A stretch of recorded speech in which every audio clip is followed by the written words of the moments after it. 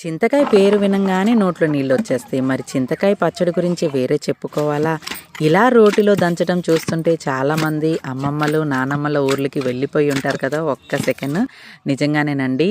ఒకప్పుడు మరి చింతకాయల సీజన్‌లో వాటిని చక్కగా తీసుకొని, కడిగి, ఆరబెట్టి, తర్వాత తొడిమలన్నీ తీసిన తర్వాత వాటిని రోటిలో దంచి, ఉప్పు, పసుపు, మెంతులు ఇవన్నీ వేసి దంచి 3 రోజులు పక్కన పెట్టిన తర్వాత, మూడో రోజు వాటిల్లో ఉన్న గింజలన్నిటిని తీసిన తర్వాత, పీచు అన్నీ వేరు చేసుకుని, మళ్ళీ తిరిగి వాటిని దంచి జాడీల్లో నిలవ పెట్టేసుకొని, సంవత్సరం పొడవునా మనం ఎప్పుడు కావాలంటే అప్పుడు కొద్ది కొద్దిగా తీసుకుని, తాలింపు పెట్టుకుని తింటే, ఇంకా వేడి వేడి అన్నంలో ఒక్క ముద్ద చింతకాయ పచ్చడి వేసుకొని తింటే, ఇంకా వేరే ఏ కూరలు కానీ, ఏ రెస్టారెంట్లో చేసిన కర్రీలు కానీ పనికిరావు కదా! మరి అంత రుచి మన చింతకాయకి సొంతం.